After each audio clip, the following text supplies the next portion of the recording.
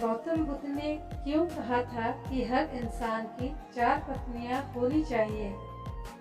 बुद्ध ने सुनाई 4 पत्नियों की कहानी। एक आदमी की 4 पत्नियां थीं। प्राचीन भारत की सामाजिक व्यवस्था ऐसी थी जहां एक पुरुष कई पत्नियां रख सकता था। समय बीतने पर वो व्यक्ति बीमार पड़ गया और उसे अपनी मौत करीब दिखने लगी। जीवन के अंत में वो बहुत अकेलापन महसूस करने लगा। उसने अपनी पहली पत्नी को बुलाया और उसे अपने साथ दूसरी दुनिया में चलने के लिए कहा। व्यक्ति ने कहा, मेरी प्यारी पत्नी, मैंने तुम्हें दिन रात प्यार किया, जीवन भर तुम्हारा ख्याल रखा। अब मैं मरने वाला हूँ। क्या तुम मेरे साथ वहाँ चलोगी जहाँ मैं अपनी मृत्यु के बाद जाऊँ? उसे उम्मीद थी कि उसकी पहली पत्नी का जवाब हाँ ही होगा, लेकिन उसने जवाब दिया, मेरे प्यारे पति, मुझे पता है कि आप हमेशा मुझसे प्यार करते थे और अब आपका अंत करीब है। ऐसे में अब आपसे अलग होने का समय आ गया है। अलविदा मेरे प्रिय। दूसरी पत्नी का जवाब। इसके बाद बीमार पुरुष ने अपनी दूसरी पत्नी को बिस्तर के पास बुलाया और मौत के बाद के सफर पर साथ चलने की विनती की। उसने कहा, मेरी प्यारी दूसरी पत्नी, तुम जानती हो कि मैंने तुम्हें कितना प्यार किया है। कभी कभी मुझे डर लगता था कि तुम मुझे छोड़ दोगी, लेकिन मैंने तुम्हें दृढ़ता से थामे रखा। मेरी प्रिय, मेरे साथ दूसरे सफर पर चलो। दूसरी पत्नी ने जवाब दिया, प्रिय पति, आपकी पहली पत्नी ने आपकी मृत्यु के बाद आपका साथ देने से इनकार कर दिया, तो फिर मैं भला आपके साथ कैसे जा सकती हूँ? आपने मुझे केवल अपने स्वार्थ के लिए प्यार किया है। तीसरी पत्नी का जवाब। मृत्यु शैया पर लेटे हुए पुरुष ने अपनी तीसरी पत्नी को बुलाया और उसे भी अपने साथ चलने को कहा। तीसरी पत्नी ने आंखों में आंसू भरकर उत्तर दिया, मेरे प्रिय, मुझे आप पर दया आ रही है और अपने लिए दुख हो रहा है, इसलिए मैं अंतिम संस्कार तक आपके साथ रहूंगी। इस तरह तीसरी पत्नी ने भी उसके साथ चलने से इनकार कर दिया। चौथी पत्नी का जवाब। जब तीनों पत्नियों ने उसकी मृत्यु के बाद उसका अनुसरण करने से इनकार कर दिया, तब उसे याद आया कि उसकी एक और पत्नी और है, उसकी चौथी पत्नी, जिसकी उसने ज्यादा परवाह नहीं की थी। चौथी पत्नी के साथ उसने हमेशा एक दासी की तरह व्यवहार किया था और हमेशा उसे दुत्कारा था। पुरुष ने सोचा कि अगर वो अब उससे अंतिम सफर पर साथ चलने को कहता है तो वो निश्चित रूप से मना कर देगी।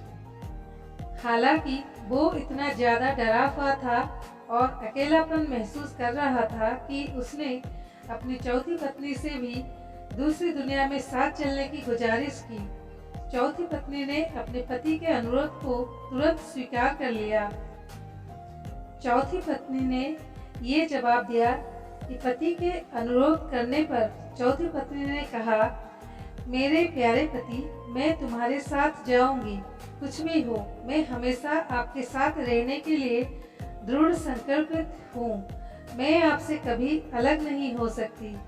ये कहानी है एक आदमी और उसकी 4 पत्नियों की। इन चारों पत्नियों का क्या है मतलब?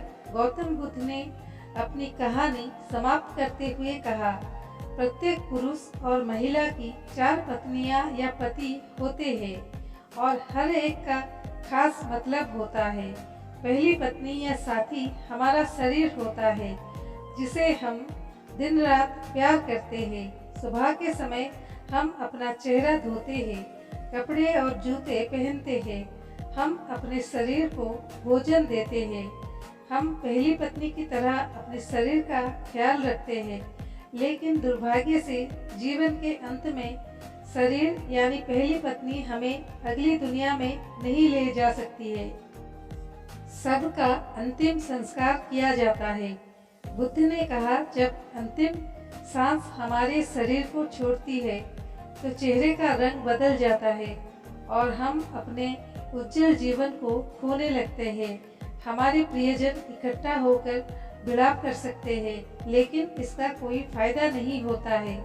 ऐसे समय में शरीर को अंतिम संस्कार के लिए एक खुले मैदान में रख दिया जाता है और सिर्फ सफ़ेद राख बच जाती है। ये हमारे शरीर का गंतव्य है। भौतिक चीज़ों का तात्पर्य। दूसरी पत्नी हमारे भाग्य, चीज़ों, धन, संपत्ति, प्रसिद्धि, पद और नौकरी को दर्शाती है।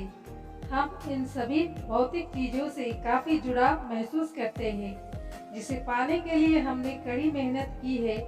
हम इन चीज़ों को खोने से डरते हैं और बहुत कुछ पाने की इच्छा रखते हैं, लेकिन इनकी कोई सीमा नहीं है। जीवन के अंत में ये चीज़ें मृत्यु तक हमारा पीछा नहीं कर सकती। हमारे भाग्य ने जो भी इकट्ठा किया है उसे हमें छोड़ना ही होगा। हम इस दुनिया में खाली हाथ आए हैं और मृत्यु के समय भी हमारे हाथ खाली होते हैं। हम अपनी मृत्यु के बाद अपना भाग्य पकड़कर नहीं रख सकते। जैसे दूसरी पत्नी ने अपने पति से कहा था, तुमने अपने अहंकार और स्वार्थ के लिए मुझे अपने साथ रखा और अब अलविदा कहने का समय आ गया है। हमारे रिश्ते नाते। बुद्ध कहते हैं कि तीसरी पत्नी का अर्थ यहाँ हमारे नाते रिश्तेदारों से है। ये हमारे माता पिता, बहन और भाई, सभी रिश्तेदारों, दोस्तों और समाज की तरह है। वो आंखों में आंसू लिए हमारे साथ शमशान घाट तक ही आ सकते हैं। वो हमारे लिए दुखी और उदास रहते हैं। इसलिए हम अपने शरीर, भाग्य और समाज पर निर्भर नहीं रह सकते। हम अकेले आते हैं और अकेले ही इस दुनिया से जाते हैं। मृत्यु के बाद कोई हमारा साथ नहीं दे सकता। चौथी पत्नी का क्या है मतलब? बुद्ध ने कहा, चौथी पत्नी हमारा मन या चेतना है। जब हम गहराई से ये पहचान जाते हैं कि हमारा मन क्रोध, लालच और असंतोष से भरा हुआ है, तो हम अपने जीवन को अच्छे नज़रिए से देख पाते हैं। क्रोध, लोभ और असंतोष कर्म के नियम है। हम अपने कर्म से कभी पीछा नहीं छुड़ा सकते हैं। जैसा कि चौथी पत्नी ने अपने मरते हुए पति से कहा था, तुम जहाँ भी जाओगे मैं तुम्हारे पीछे चलूंगी।